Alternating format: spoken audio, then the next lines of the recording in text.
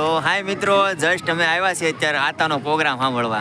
શ્રી માયાભાઈ આહિર લોક સાહિત્યકાર ને હાસ્ય કલાકાર. હું છું, મારી સાથે મારો ભાઈ નયન છે, લોકગાયક, સાથે લોકગાયક મેહુલભાઈ પણ છે. અને આપણે આવ્યા છીએ અત્યારે આતાનો પ્રોગ્રામ સાંભળવા માટે. તો કરવાની છે આજે ખૂબ મજા. કા મેહુલ, મોજ કરવી ને આજે? હા હા.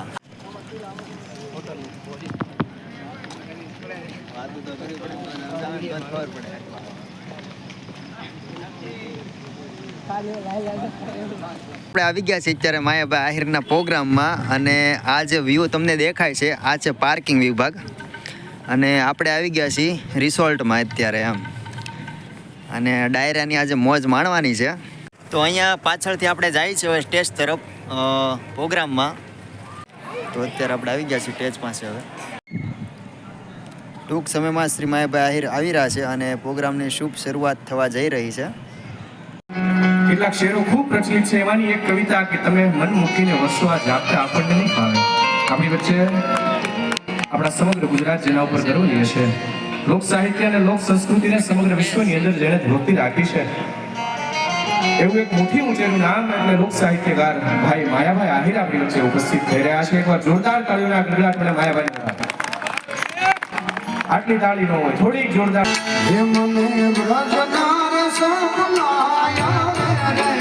વ્રજ મને કોણ લઈ જાય?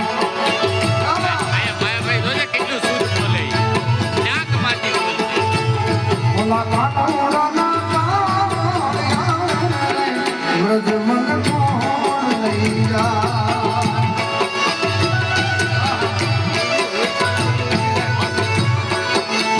વેલા ઉતારાને કોણ સમજાવે રે? વ્રજ મને કોણ લઈ જાય?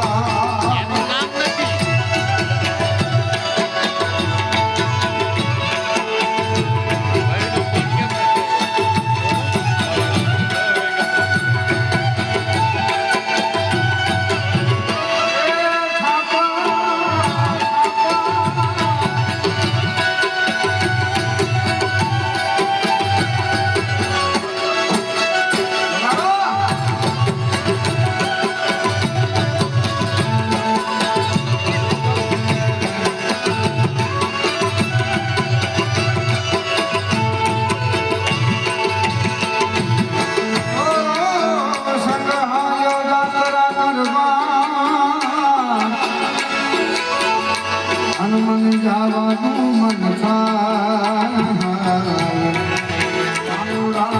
આવે છે તારી મોયા, તારા વિના ગમતું નથી.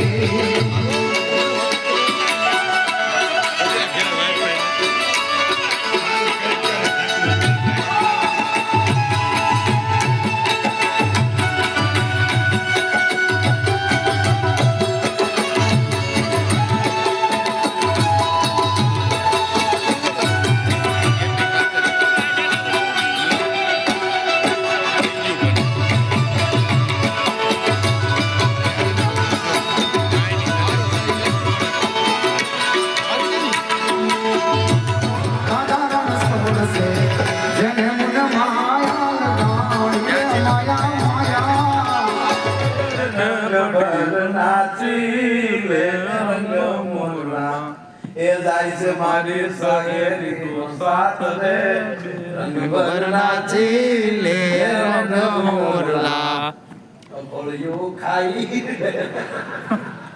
કાલા કાયો તું લખન સામે કેમ ખાધે તમારો પાસ ઓળો કે પાસ નો કાલે ઉતરી ગયા આજે રાજીનામું આપી દીધું. આ કામ કરી નોકરી કરો રાજીનામું.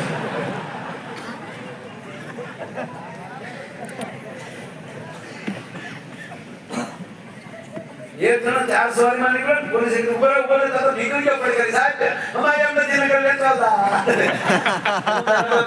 बात करता આપણા જે 18 પુરાણો છે એમાં વિવિધ એક જ ગ્રંથમાં તમને નારાયણનો પરિચય નહીં થાય એ માટે આપણા ઋષિ મુનિઓએ, આપણા સંતોએ ભગવાન વ્યાસથી લઈ અને ગર્ગ ઋષિ સુધી આવી જાવ. તમામ ઋષિએ પોતપોતાના એક પુરાણ કરી લો તો ઉગશે. એમ જીવનમાં કાંઈક આવા પુરાણ કરી લો ને તો જ જીવન ઉગશે. એમણા નહીં ઉગે મારા વાલા. એટલે વિવિધ પુરાણો દ્વારા આપણે ભગવાનનો પરિચય પામે છે. આ દેશના ઋષિ મુનિઓ, આ દેશની વ્યાસપીઠો. જગદીશ દાદા વાત એ હતી કે કરતામાં એબીસીડીમાં ફેર શું. ક્યાં ક્યાં રમી આવ્યા? એટલે મેં કીધું ભાઈ કકો છે ઈ એપલ થી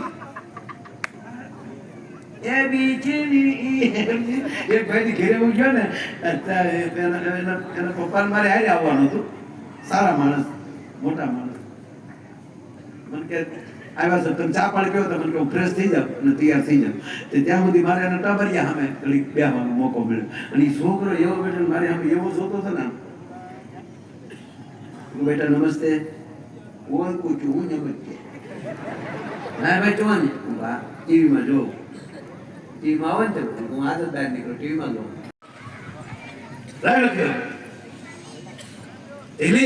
નોટબુક ને પેન આપી મેં એથી લઈને ઝેડ સુધી લખી નાખ્યું. બેઠો કે આપનું લેચન જઈ ગયું. થોડુંના દીકરા મહેમાન પાસે દર્શન કરાવી દે.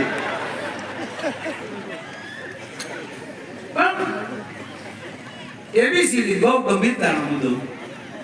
એબીસીડી છે એથી શરૂ થાય બાપુ અને જેડે બા પૂરું થાય.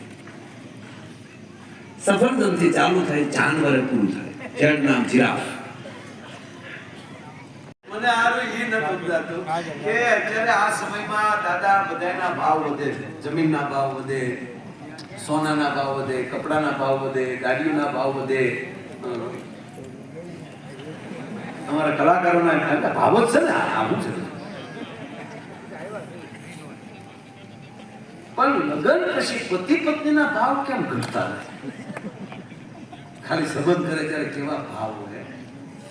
હજી વ્યવસાય કર્યો હોય અને ફોનમાં વાત કરતા હોય ગામડામાં આવ્યો એમનો મનતા શહેર વાળા લવ કરો.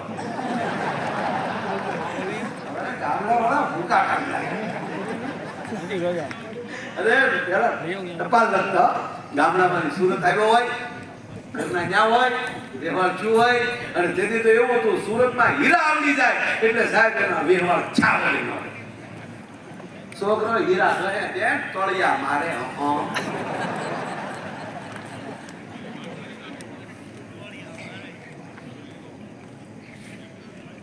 તમને એમ લાગે ગામડાની ટપાલો આવતી છે એમાં શેર સાઈઝ નહીં લખતા એમ નથી. આપણે શહેરમાં તો હોય કે મેં ખત લીખતા હું ખૂન છે શાહી મત સમજના મરી જાય. ગામડા વાળા નહોતા લખતા એમ, ગામડા વાળા લખતા. ટપાલમાં લખે એમાં પછી જે પત્ર એવો લખે એમાં ડુંગરા દોર્યા ત્યાંથી સૂરજ ઉગાડ્યો એટલે નાનું સરોવર હોય એમાં બે નાળિયેરી દોરી હોય અને એમાં પાછું દીપ દોર્યું હોય અને દીપની ઓહરનું તીર કાઢ્યું હોય.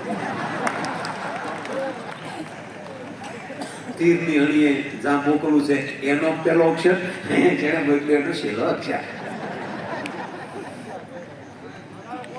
પછી જે પત્ર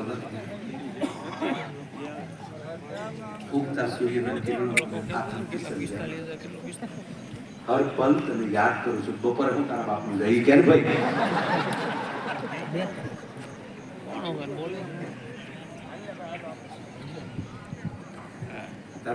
દીકરી સામે મોટો કે હું ગઈ છે વાડીએ, મને વાગ્યો કાંટો, દિવાળીમાં ઘૂઘુ આવજો એક આટો.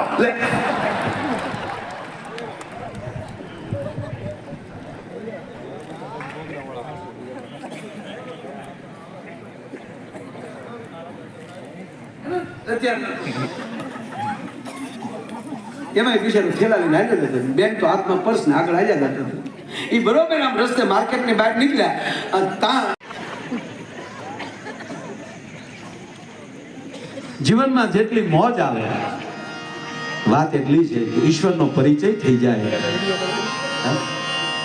ભગવાન કૃષ્ણ અર્જુનને જ્યારે એમ કહેવાય માં વિરાટ રૂપ દેખાડે છે, 11 અધ્યાય સુધી ભગવાન કરી છે, કૃષ્ણ કહેતા જાય છે અને અર્જુન એમ કે બસ તમે છો બધું. પ્રોગ્રામ તો સાંભળ્યો પણ દાંત બહુ કેટલા માર્યા એમાં ભાઈ અમારે વૈભવ નકર દાંત જ કાઢવે અહીંયા બેઠો બેઠો પાછળથી કાંઈક ને કાંઈક હળી કર્યા કરે. મોજ આવી પણ હો ભાઈ. હા મોજ કરી માયાભાઈના પ્રોગ્રામમાં જલસા પડી ગયા ભાઈ. અને હજી ચાલુ જ છે પ્રોગ્રામ તે.